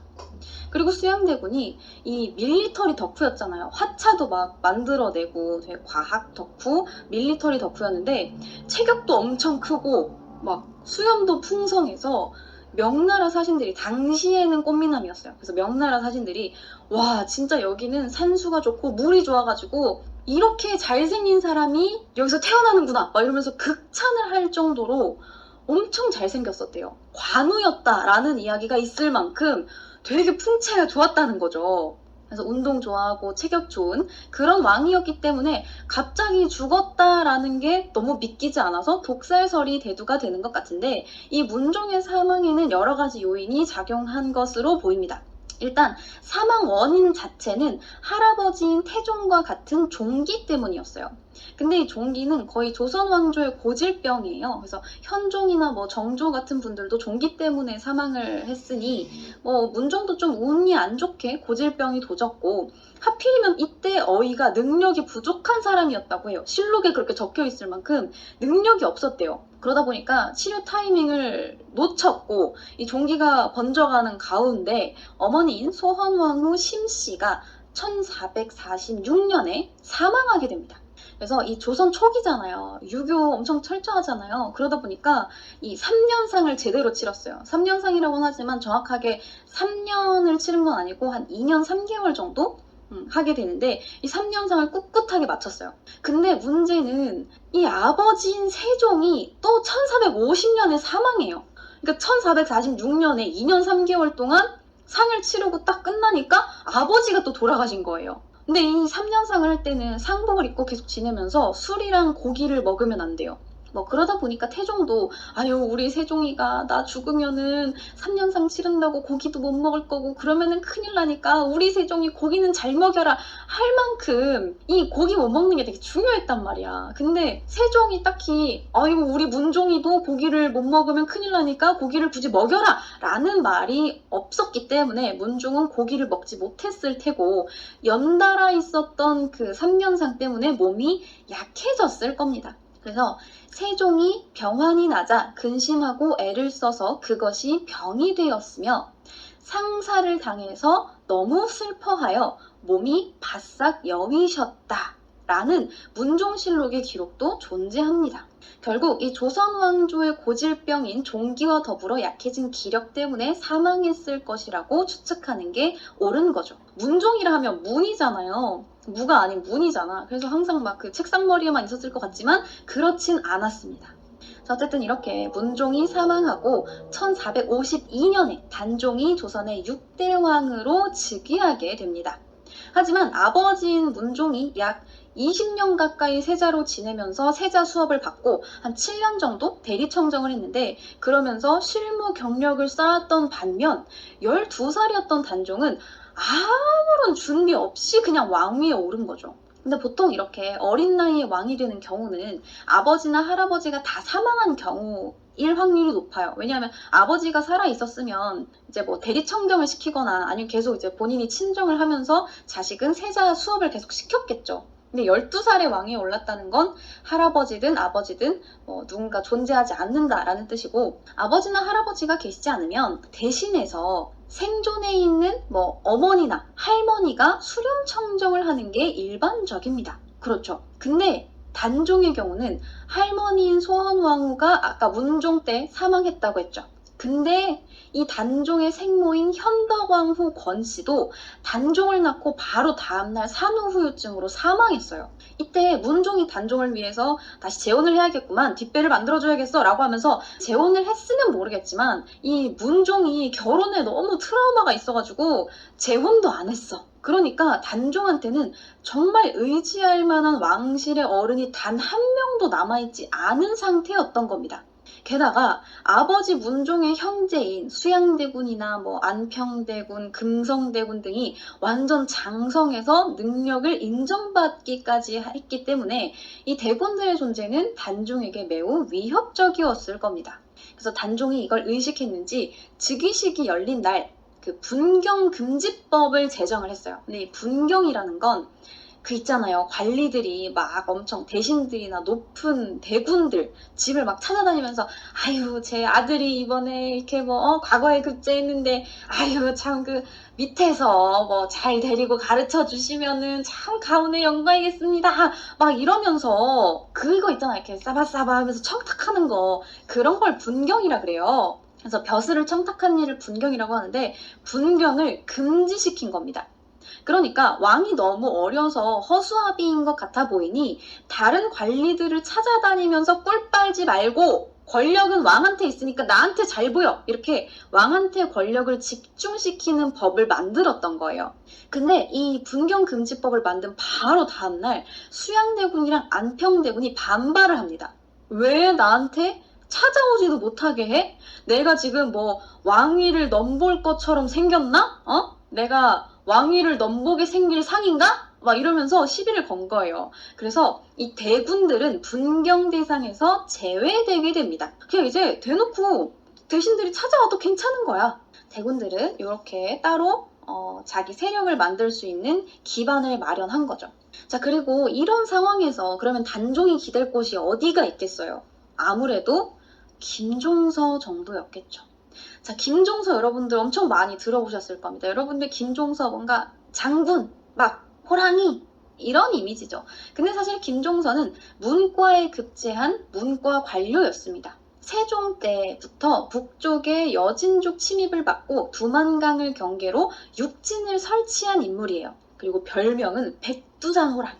별명도 아주 믿음직스럽지 않습니까? 김종서는 임금의 총애를 받아가지고 선왕의 유언을 받는 신하인 고명 대신이었단 말이에요. 단종을 제외하면 바로 다음 왕이 계승 유권자, 바로 1순위인 수양대군과 안평대군 등 종친에게서 위협을 받는 단종의 입장에게서는 김종서 말고는 다른 선택지가 없었던 거예요. 생각해봐. 아빠가 다른 막 아저씨한테 얘 좀 잘 부탁한다. 나 죽고 나서 얘가 뭘 모르니까 잘 좀 해줘. 이렇게 부탁을 했대. 그럼 아빠가 믿었던 사람인 거잖아. 그럼 나도 믿어야 되겠죠. 그리고 이 실제로 우리가 알고 있는 것도 수양대군이 뭐 엄청 눈엣 가시였던 김종서를 가장 먼저 치고 나서 개유정난을 일으켰다. 우린 이렇게 알고 있죠. 그런데 여러분들, 과연 김종서는 정말 단종의 편이었고 정의로운 백두산 호랑이였을까요? 수양대군은 정말로 상대가 약해져 있을 때 약점을 물어뜯는 이리의 상이라서 틈을 타 단종을 끌어내린 게 맞는 걸까요? 우리는 이 개유정난을 선악의 구도로 놓지 말고 약간 조금 더 입체적인 관점에서 상황을 다시 한번 봅시다. 김종서라는 인물에 대해서 먼저 알아볼게요. 김종서는 태종 때부터 문관이었습니다. 그래서 탄탄대로를 걷고 있는 권력자 중 한 명이었어요. 그리고 문종이 승하할 때 김종서는 좌의정이었고 왕이 총애한다는 고명대신이었으니까 김종서의 권한은 아주 막강했을 겁니다. 그리고 단종이 즉위하면서 이 즉위교서가 반포가 되는데 이때 모든 국정의 조처를 의정부, 육조와 함께 상의하도록 했어요. 원래는 왕에게 직접 보고했던 육조가 의정부를 한 번 더 거쳐서 왕에게 보고가 되는 겁니다. 그러니까 의정부의 힘이 매우 강해지게 됩니다. 자, 그렇다면 여러분들 문제 나갑니다. 의정부를 장악한 실권자는 누구였을까요? 너무 푹신해서 허리가 꺼지면 편안함도 꺼지니까. 지금 바로 몽제로 허리 업. 척추 라인을 따라 탄탄하게 받쳐주어 허리가 편안한 매트리스. 몽제 딥슬립 매트리스. 예상이 되시죠? 바로 김종서입니다. 자, 그러니까 당연히 이 권력의 중심에 선 김종서에게 사람들이 몰려들게 되겠죠. 그래서 이와 관련된 기록은 단종실록에 남아있어요. 김종서가 권력을 마음대로 하였으니 자기 집에 별실을 지으면서 목제와 기와, 철제와 석제를 모두 조정의 공사를 관장하는 관리에게서 취하였다. 라던가 김종서가 충청도 공주에 가서 성묘하고자 하니 그를 전별하는 사람들로 도성이 가득 찼고 군현에서도 뇌물이 잇따라서 끊이지가 않았다 라는 뇌물을 받은 기록도 있어요. 또한 김종서가 아주 상세하게 김종서가 김윤부에게서 말을 뇌물로 받았다 라는 것도 있어요. 근데 여기에 대해서 김종서는 내가 김윤부한테서 말을 받은 걸 본 자가 누구냐? 그 사람은 대신을 모해하였으니 목을 베어야 한다 라고 주장을 했다고 합니다. 그러니까 김윤부한테서 말을 받았던 건 진짜 억울했던 것 같긴 하긴 한데 다른 뇌물을 받았다라는 기록에 대해서는 딱히 반발을 하진 않았던 것 같아요. 근데 아니 뭐 그러면은 김종서가 진짜 뇌물을 받기는 받았나 보지. 아니 근데 뭐 뇌물을 받았다고 엄청 나쁜 사람인 건 아니잖아요. 그 청류마다는 황희도 뇌물을 받았고 그때는 다들 뭐 아름아름 암묵적으로 뇌물장도는 조금씩 주고받는 그런 시대였는데 그냥 단종만 잘 보좌하면 됐지 라고 생각할 수 있습니다. 맞아요. 그런데 이것에 대해서도 100% 확신을 할 수가 없는 게 김종서는 황표정사를 시행했습니다. 자, 여러분들 보통 이 인사를 이조가 하긴 하는데 왕이 인사 행정을 할 때 후보 리스트가 이렇게 쫙쫙쫙쫙 있어요.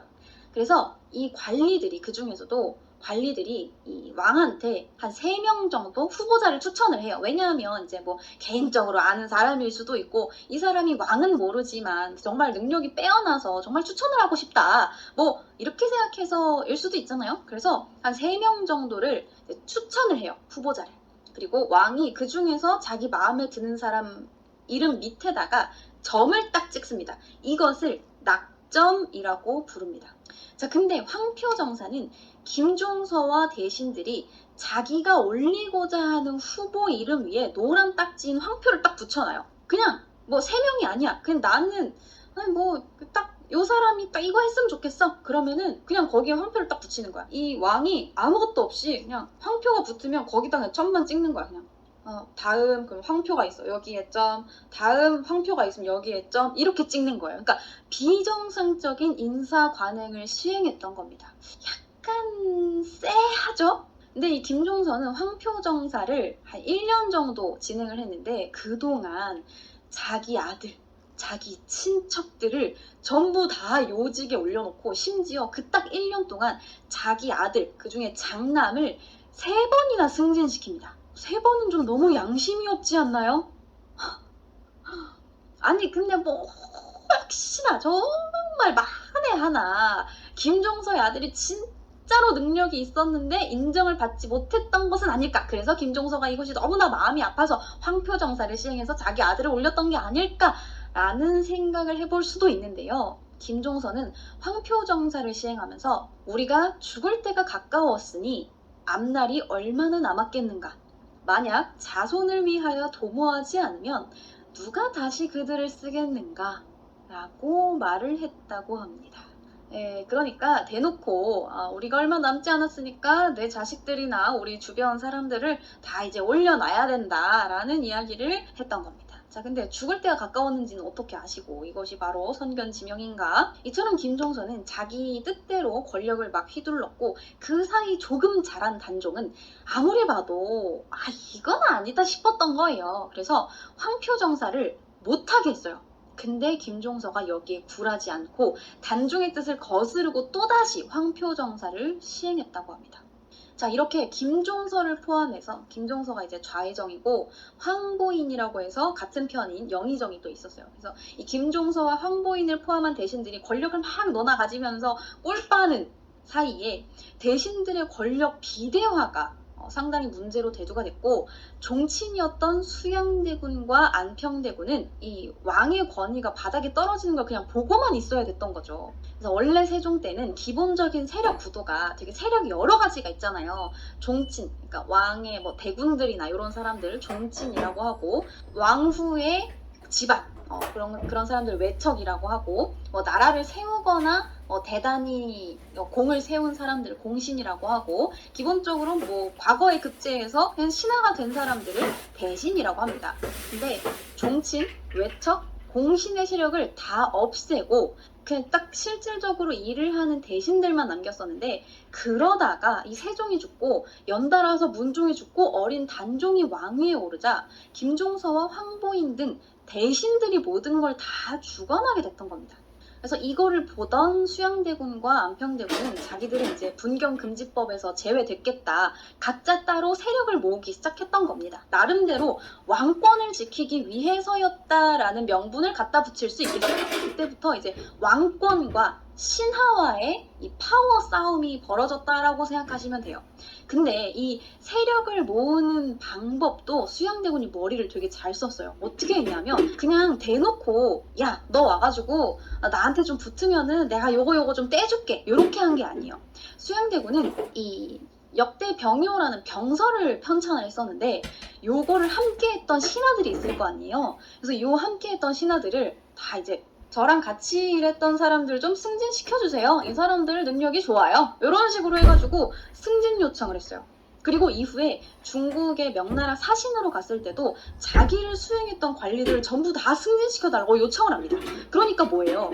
수양대군과 같이 일을 하면 혹은 힘을 보태주면 나도 승진할 수 있고 뭐 콩고물이라도 하나 떨어지겠구나라는 생각을 심어준 거예요. 근데 수양대군이 이렇게 자기 세력을 만들어서 역심을 품으면 수양대군은 이제 단종을 내리고 자기가 올라가고 싶은 건데 김종서는 단종의 옆에 붙어가지고 꿀을 빨고 있었잖아요. 그러니까 둘은 대놓고 반대편인 거죠. 그러다 보니까 이 수양대군이 역심을 품으면 반대쪽에 있었던 김종서의 신변도 보장을 받을 수가 없고 대신들의 입장에서도 뭐 어차피 왕은 허수아비인데 종친들이 들고 일어날 거면 그 중에 하나한테 딱 들러붙어가지고 반상 이익이라도 얻어보자 싶었던 건지 수양대군에 대항할 수 있는 안평대군 쪽에 붙게 됩니다. 그래서 이 수양대군이랑 같이 능력을 인정받았던 안평대군은 이제 약간 문신들이랑 쉽게 잘 어울리는 되게 호방한 성격이었대요. 예술을 되게 좋아해서 몽유도원도인가? 그거를 안견이 그렸잖아요. 그 안견한테 그걸 부탁한 사람이 안평대군이었대요. 그 어느 날 꿈을 꿨는데 그 꿈에 엄청난 장면이 이렇게 막 펼쳐진 거지. 장관이 눈앞에 빡 펼쳐진 거지. 그래서 이걸 가지고 그림을 한번 그려줘라 이래가지고 안견이 그 그림을 그렸다는 겁니다. 자, 어쨌든 이 김종서는 당시 안평대군이 좀 너그럽고 호방한 성격이었기 때문에 수양대군보다는 이 안평대군한테 조금 더 사람이 많이 몰렸고, 김종서는 안평대군이 끝까지 대군의 지위에서 늙을 사람이 아니다 라고 주장하면서 안평대군을 선택을 했습니다. 근데 진짜 이 좌의정이라는 사람이 안평대군한테 하는 평가가 너무 대놓고 역심 아닙니까? 생각해보면 대군의 지위에서 늙을 사람이 아니다라는 건 뭐예요? 왕이 될 인물이라는 거잖아요. 아, 저도 그래서 김종서 살짝 조금 쎄합니다. 하지만 여러분들 요거는 각자의 해석을 할 수 있겠죠.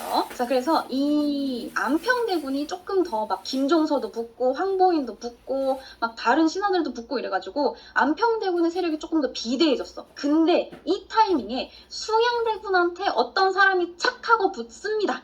이 사람이 바로 그 유명한 한명회입니다. 이 한명회는 청주 한씨 집안인데 이 한씨 집안이 되게 명문 집안이었어요. 양반 자제들 사이에서 한명회가 꽤 유명해요. 칠삭둥이, 절름발이 한명회 이러면서 꽤 유명했었어요. 7달 만에 세상에 났다 이래가지고 약간 부족하다, 칠삭둥이 이렇게 깠는데 그 머리가 좋기는 좋았던 것 같아요. 근데 과거만 보면은 계속 낙방을 하는 거야. 이게 사실 여러분들 머리가 좋은 거랑 시험 머리랑은 조금 다르잖아요. 여러분들도 아시잖아요. 시험 봐서 아시잖아요. 시험만 보면은 왠지 긴장이 되고 뭔가 좀 이렇게 내 실력을 발휘할 수가 없고 평소에는 다 알고 있는 건데 그때만 되면 딱 생각이 안 나고 그런 거 있잖아. 약간 한명회가 실전에 약한 타입이었던 거예요. 계속 시험을 쳤는데도 붙을 수가 없는 거야. 그래서 결국 집안의 백으로 음서로 38살이 되어서야 경덕궁에 말단 직책을 하나 겨우 얻게 됩니다. 자, 그리고 이러한 한명회에게 친구가 있었으니 그 사람이 바로 권람입니다. 이 권람이라는 사람은 개국공신의 자손이었고 한명회랑 같이 계속 과거에 낙방하던 친구였어요. 서로 이해를 해주는 거지. 야, 우리 서로 진짜 머리는 좋은데 우리 왜 과거에 자꾸 떨어지는 거냐 이러면서 같이 이제 아픔을 공유하던 친구였던 거지. 근데 이 권람은 나중에 음서가 아니라 장원을 급제해가지고 관직을 얻었어요. 근데 이 권람이라는 사람이 수양대군이랑 한명회를 만나게 해준 사람입니다. 그래서 이 권람이 수양대군한테 제 친구 중에 되게 그 머리가 좋고 괜찮은 친구가 한 명 있는데 한번 만나보시죠? 이렇게 주선을 해준 거야. 그래서 수양대군이 처음에는 이렇게 딱 점잖게 그래 한번 만나보지. 사람을 사귀는데 귀천이 어디 있겠는가 이러면서 밥 한번 먹자 해놓고 9개월 동안 한명회를 안 만났어요. 너무하지 않습니까? 근데 이 안 만나준다고 좌절하지 않고 한명회는 그동안 칼을 갈고 있었던 거야. 그래서 이 수양대군이랑 딱 만난 다음에 곧바로 계유정난을 꾸미게 됩니다. 자, 여러분들 명분은 여러분들도 아시다시피 김종서랑 황보인 등 대신이 황표정사를 시행을 하면서 국정을 농단하고 있다 요겁니다. 그래서 이 1453년 10월 10일 거사를 계획하는 거예요. 우리가 이 국정을 농단하는 나쁜 놈들을 한번 쓸어버리자. 이렇게 명분을 얻은 다음에 한명회랑 수양대군이 퇴근한 다음 김종서를 찾아가요. 그래서 김종서가 수양대군이 왔다 그러니까 이거 들어오세요 막 이렇게 했는데 수양대군이 안 들어간다고. 나 금방 갈 건데 안 들어가. 나와봐 이렇게 해가지고 계속 들어와라 했는데 안 된다. 나와라. 들어오시라. 안 된다. 네가 나와라. 나 금방 갈 거다. 잠깐만 나와봐라. 이렇게 해가지고 계속 들어오라고 하는 김종서를 뿌리치고 김종서를 밖으로 부릅니다. 그 집 밖으로 불러가지고 편지를 한 장을 딱 건네요. 근데 한밤중에 편지를 건네면은 쌍라이트가 있는 것도 아니고 어떻게 읽어요. 그래서 달빛에 비추려고 편지를 딱 읽으려고 이렇게 딱 펼쳤는데 그 사이에 철퇴로 김종서의 머리를 빡 하고 내리칩니다. 그리고는 곧바로 도성 사대문과 궁궐을 다 봉쇄해서 장악해버려요. 승지 최항을 불러가지고 단종한테 김종서 등 여러 재상과 더불어 모여서 장차 주상을 폐하고 안평을 임금으로 세울 것을 논의하는데 아를 겨를이 없어서 이미 적괴 김종서 부자를 베어 없애고 그 나머지 지당을 지금 아래어 토벌하고자 한다라고 이야기합니다. 그러니까 아유 안평대군이 지금 네 왕위를 뺏으려 그래가지고 내가 너무 급해서 거사일이 오늘이라고 하니까 내가 너무 급해가지고 일단 허락 없이 김종서 뚝배기를 깨놓긴 했는데 내가 나머지 잔당들도 오늘 싹 다 없애버리겠다 이렇게 이야기를 한 거예요. 그래서 이 나머지 신하들도 전부 다 단종의 이름으로 궁궐로 부릅니다. 근데 한밤중에 다 퇴거하고 난 한밤중이에요. 퇴거했는데 갑자기 왕이 부른대잖아. 급하게 옷을 입고 막 여기저기 한 명씩 두 명씩 몰리기 시작하겠죠. 근데 이 사대문이랑 궁궐을 싹 다 메웠다고 했잖아요. 이거를 네 겹으로 싼 다음에 처음 들어오는 신하들한테 이 안이 심히 좁으니 들어오는 사람은 종을 제거하고 혼자 들어오도록 하라 라고 해서 첫 번째 군사문에서 하인들을 다 떨궈버립니다. 소름 끼치지 않습니까? 혹시라도 다른 사람들이 와가지고 자기들한테 이렇게 위해를 가할까봐 종들을 다 떨궈놓고 그냥 집이 좁으니까 여기 안이 좁으니까 그냥 대신들만 들어와라 이거예요. 그래서 하인들 떨구고 두 번째 이제 그 군사문에 도착하면 살생부에 오른 이름들을 다 대조해가지고 싹 다 죽여버립니다. 이 영의정이었던 황보인이나 이양 등 들어오면은 바로 철퇴로 때려 죽이고 함께 거사를 도모했던 대신들은 차근차근 그 네 겹의 군사문을 뚫고 들어와서 정난에 함께 하게 된 거죠. 자, 근데 요 철퇴를 맞았던 김종서가 놀랍게도 곧바로 죽지 않았어요. 피를 철철철철 흘리면서 여자 옷을 입고 돈의문, 서소문, 숭례문을 거쳐서 궁으로 들어가려고 그랬는데 사대문이 전부 다 막혀서 들어가지 못하고 사돈집에 숨어 있다가 이제 나중에 단종을 만나려고 했는데 세조가 이것을 끝까지 찾아내서 김종서를 죽입니다. 이것이 1453년 10월 10일 단 하룻밤 사이에 일어난 계유정난이에요. 이때 사망한 사람이 한 100여 명 정도 됩니다. 진짜 하룻밤 사이에 대신들 100여 명이 죽어나간 거예요. 살생부를 이제 적어가지고 그대로 다 죽인 거죠. 자, 이 계유정난은 그래서 성공했는데 계유정난이라뇨. 임진왜란도 아니고 무슨 난이라는 이름을 성공한 사람한테 붙이죠? 라고 생각할 수 있어요. 근데 이 계유정난은 수양대군이 계유년에 난을 일으킨 게 아니라 정난은 편안할 정에 어려울 난을 써요. 그러니까 계유년에 난을 잘 다스렸다라는 뜻입니다. 난이라고 하는 건 뭐예요? 김종서가 일으킨 국정농단과 이 안평대군이 꾀했던 영목 등이겠죠. 그러니까 지극히 수양대군의 관점인 거예요. 그리고 사실 아까 이야기했던 이 김종서의 황표정사 이야기도 어차피 승자에 의해서 기록이 써지잖아요. 그러다 보니까 이 김종서의 국정농단도 수양대군이 명분을 만들어내기 위해서 지어낸 이야기가 아닐까라는 설도 있습니다. 그래서 그 증거로 김종서랑 황보인의 집을 나중에 압수수색을 했는데 별 다르게 엄청난 재물이 나오지 않았다 이런 이야기도 있어요. 하지만 확실한 건 수양대군은 명분을 잡았고 하룻밤 만에 숙청에 성공했다라는 거죠. 자, 그러면 이렇게 성공적으로 계유정난을 끝낸 수양대군은 어떻게 했을까요? 바로 야, 너 조카 일로 와. 너 왕관 내려놓고 가 이제. 이렇게 했을까요? 아니죠. 명분이 있어야 될 거 아닙니까? 명분이. 늘 이 왕은 명분이 있어야 돼요. 근데 이 계유정난은 그냥 난을 평정했다 정도밖에 되지 않아요. 그러니까 난을 평정한 사람이 왕이 돼야 된다. 그러면 막 장군들이 맨날 왕이 돼야죠. 그래서 수양대군은 이 차근차근 관직을 얻어서 세력을 확장을 해나갔는데 계유정난 직후에 수양대군이 받은 직책이 뭐였냐 하면 여러분들 잘 들어보세요. 영의정부사, 영경연사, 영서운관사, 판의조사, 판병조사입니다. 이게 이제 그 세조가 수양대군이 바로 다음날 받은 직책이에요. 하나하나 풀어드리면요. 그 영의정이 되면서 영의정 대표인 영의정부사가 되었고요. 왕과 함께 토론을 하는 경연 있죠. 그 경연을 주관하는 영경연사가 됐고요. 천문을 관측하는 영서운관사 겸 문관의 인사를 담당하는 판의조사, 그리고 무관의 인사를 담당하는 판병조사까지 혼자 다 해먹은 거예요. 경연이랑 영의정 대표까지 된 거죠. 그리고 며칠 뒤에는 군권을 장악하는 병마도통사까지 역임하게 됩니다.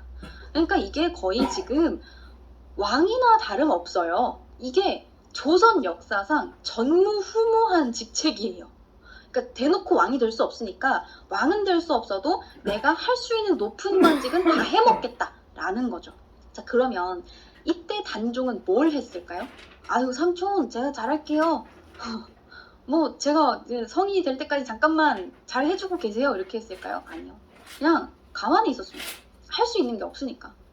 그래도 나름 희망은 있었습니다. 아직 나이가 어리잖아요. 뭐 14살 정도밖에 안 됐으니까.